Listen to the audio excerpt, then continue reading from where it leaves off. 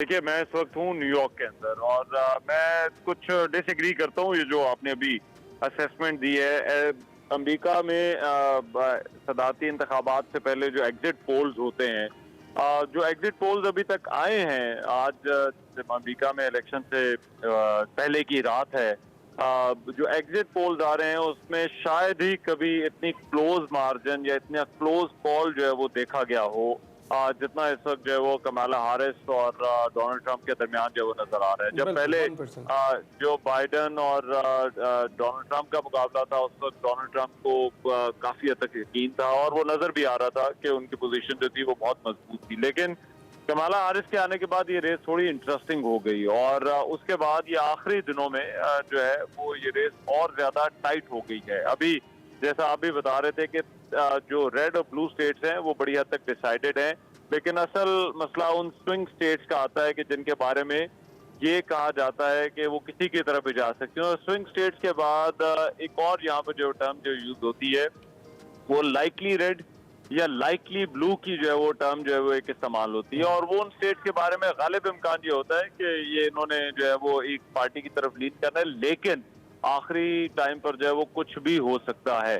तो यहाँ पर जो अमेरिकी इंतखाबात हैं वो इस लिहाज से बड़े इंटरेस्टिंग हैं कि पब्लिक बहुत ज्यादा डिवाइडेड नजर आ रही है और पब्लिक डिवाइडेड ऐसी है कि दोनों तरफ जो है वो तकरीबन जो है वो इस वक्त जो है वो पलड़ा जो है वो बराबर है।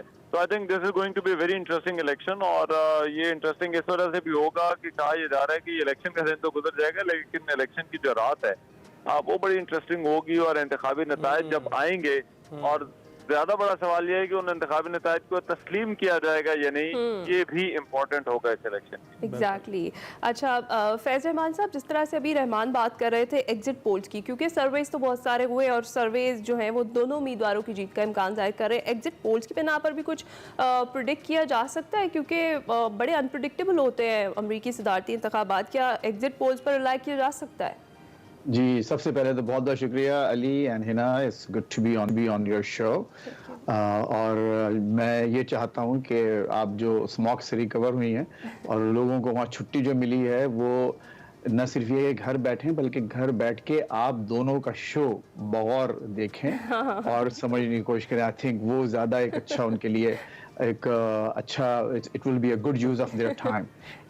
कहीं बाहर नहीं निकलें, कोई क्रिकेट मैच वॉच नहीं करें, सिर्फ अली और हिना को इस मॉर्निंग शो पर वॉच किया जाए। तो strong endorsement right there for it's just a plug. अच्छा देखिए, जो आपका जो सवाल है एग्जिट पोल्स के बारे में, रहमान ने एक बात की, मेरे पड़ोस में ही बैठे हैं, मैं वाशिंगटन डीसी में हूँ, ये न्यूयॉर्क में है। तो इसमें असल में जो एग्जिट पोल्स हैं वो इलेक्शंस जब लोग वोट्स देते हैं और जब वोट दे के बाहर निकलते हैं तो उनसे पूछा जाता है कि आपने क्या दिया, किसको दिया।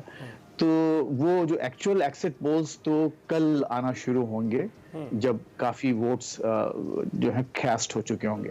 लेकिन मेरा ख्याल है रहमान का इशारा इस तरफ है कि जो अभी तकरीबन 7.5 करोड़ से ज़्यादा वोट्स जो अर्ली वोटिंग में कास्ट हो चुके हैं या जिसमें मेल इन बैलेट्स हैं या जिसमें लोग अर्ली किसी एक मुनासिब वक्त पर अपने करीब किसी स्कूल में, किसी लाइब्रेरी में जाके वोट कास्ट कर सकते हैं। मिसाल के तौर पे अब जैसे मेरे अपने जो वालिदैन हैं, अम्मी अब्बा, तो उन्होंने अपने जो वोट्स हैं दोनों ने बैलेट पेपर्स घर में मंगवा लिए थे और घर में आराम से उन्होंने उसको फिल आउट करके मेल करके वापस भेज दिया।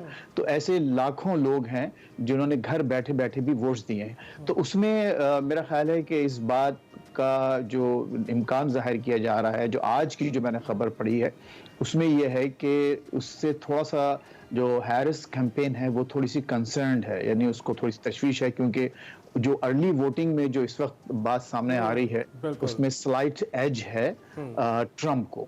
अब जो एक्चुअल वोटिंग जो कल यानी आपके आज और हमारे कल सुबह इस वक्त यहाँ यानी यहाँ वो है चांद रात है, सो टू स्पीक। किसी के लिए चांद रात होगी, किसी के लिए शाम गरीबा होगी, लेकिन ये बहरहाल ये तो इस वक्त देखना ये है कि कल वाकई जो it's down to 2 states actually, 7 states तो हैं, लेकिन 7 स्टेट्स में भी जो मुकाबला है अब वो मिशिगन और पेंसिल्वेनिया का है, और दोनों के लिए ये 2 स्टेट्स जो हैं वो डू और डाई वाली सिचुएशन में है। और पेंसिल्वेनिया खुसूसी तौर पर जिसके 19 इलेक्ट्रोल वोट्स हैं। अब देखिए, मैं आपके नाज़रीन को थोड़ा सा एक सेंस दे दूं मैथ का, कि टोटल जो इलेक्ट्रोल वोट्स हैं, यानी जो जी 538, और वो डिपेंड करते हैं हर स्टेट की अपनी आबादी पर। सबसे ज्यादा वोट्स हैं, इलेक्ट्रोल वोट्स, वो हैं कैलिफोर्निया के, क्योंकि वो सबसे बड़ी रियासत है आबादी के लिहाज से। फिर टेक्सास है, न्यूयॉर्क है, तो वो तमाम बड़ी बड़ी स्टेट्स हैं, ऑलरेडी वो कमिटेड हैं किसी एक उम्मीदवार के लिए, रेड और ब्लू में, जैसा कि अभी रहमान ने भी फरमाया। तो इन दोनों में जो इस वक्त जो वोट्स कमिटेड वोट्स हैं ऑलमोस्ट, वो हैं 226 जो कि कमला के पास हैं, कमला हारिस के पास, और 219 हैं डोनाल्ड ट्रंप के पास। और जो फर्क होता है वो तकरीबन 93 वोट्स अभी बाकी बचते हैं। तो उन 93 वोट्स में से जो भी अक्सर उसकी अक्सरियत ले जाएगा वो जी 270 वोट चाहिए होते हैं अक्सरियत। जी हाँ, 270। जी हाँ। तो अब जो पेंसिल्वेनिया इसलिए बहुत इंपॉर्टेंट है कि उसके इन 7 स्टेट्स में से सबसे ज्यादा वोट्स अब जो बचे कुछ वोट्स हैं उसके पास हैं 19।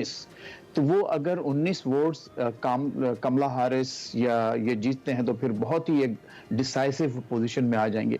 लेकिन अभी भी दोनों तरफ से ये कहना मुश्किल है कि कौन जीत रहा है। और जैसे कि अभी आपने फरमाया अली अपने इंट्रो में कि कल, यानी आपका कल हमारा, सॉरी आपका आज हमारा कल फैसला आ जाएगा कि कौन, तो ये भी इट्स वेरी लाइकली कि ये कल फैसला ना हो, क्योंकि हमारे जो ट्रम्प साहब हैं वो तो बकौल शायर के बैठे हैं तहैये तूफान किए हुए। तो वो तूफान कल जो है बहुत बड़ा आ सकता है कि वो रिफ्यूज कर दें अगर हारें। बिल्कुल फैसला हम देखेंगे कि क्या सूरत हाल बनती है कल। अभी रहमान आप बताइएगा, न्यूयॉर्क में आप मौजूद हैं और हम देख रहे हैं कि वाशिंगटन में फैज साहब हैं, आप न्यूयॉर्क में हैं, बहुत अहम मकामात हैं इस वक्त इंतखाबात के हवाले से। न्यूयॉर्क की अगर बात करें तो हम देखते हैं 8 लाख के करीब रजिस्टर्ड वोटर्स इस वक्त हम मुस्लिम वोटर्स हैं जो न्यूयॉर्क में मौजूद है। क्या माहौल देख रहे हैं आप, क्या सेंटिमेंट मौजूद है ग्राउंड पर जहां आप पहले से मौजूद है? अच्छा देखिए, ये जो न्यूयॉर्क जैसी स्टेट्स हैं जिनको ट्रेडिशनली ब्लू स्टेट्स कहा जाता है, जो डेमोक्रेट्स के साथ जाती रही हैं, ये अमेरिका में आप यूँ समझिए कि ये बड़े शहर हैं जो कैलिफोर्निया या न्यूयॉर्क और ये वो रियासतें होती हैं जहाँ पर जो है वो अर्बन सेंटर्स हैं और यहाँ पर इमिग्रेंट्स की भी बहुत बड़ी तादाद होती है। तो ये ट्रेडिशनली जो है वो ये डेमोक्रेट्स के साथ जो है वो जाती हैं और न्यूयॉर्क भी उन्हीं रियासतों में से जो है वो एक है। तो यहाँ पर को बहुत ज्यादा आपको कोई अपसेट का जो चांस है वो उस तरह से नजर नहीं आता, क्योंकि अमेरिकी इंतखाबात में एक चीज समझने की जरूरत है कि अगर एक रियासत में कोई जो पार्टी है वो एक वोट से भी जीत जाती है तो उस रियासत के जितने डेलीगेट्स होंगे वो सारे के सारे उस प्रेसिडेंशियल कैंडिडेट को जो है वो मिल जाएंगे। तो चाहे वो 10,000 हो, चाहे वो 15,000 की लीड हो, चाहे वो 5 लाख की लीड हो, चाहे वो 1 मिलियन की लीड हो, तो वो सारे के सारे डेलीगेट्स जो हैं वो उस पार्टी और उम्मीदवार के साथ चले जाते हैं। तो न्यूयॉर्क से ट्रेडिशनली इसको ब्लू स्टेट कहा जाता है। तो यहाँ पर को बहुत ज्यादा आपको एक्साइटमेंट जो है वो नजर नहीं आएगी और इसीलिए ये जो कैंपेन के जो आखिरी दिन, लेकिन रहमान ये कहा जा रहा था कि मुस्लिम वोटर्स थोड़े से मुतनफर हो चुके हैं और उनके मुतनफर होने की बहुत बड़ी वजह इस वक्त बशर के वस्ता में जंग है।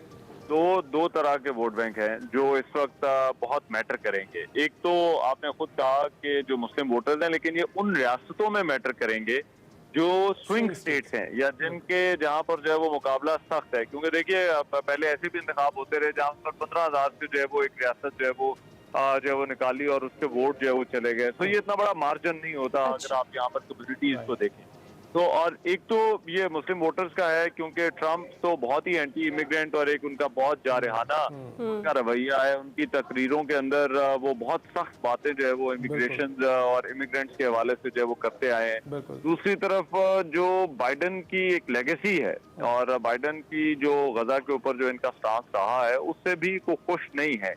तो ये देखना होगा कि अब वो कल किस तरह से बाहर निकलते हैं और किसको जो है वो वोट देते हैं। अच्छा, दूसरी बड़ी जो कम्युनिटी है वो हिस्पैनिक कम्युनिटी।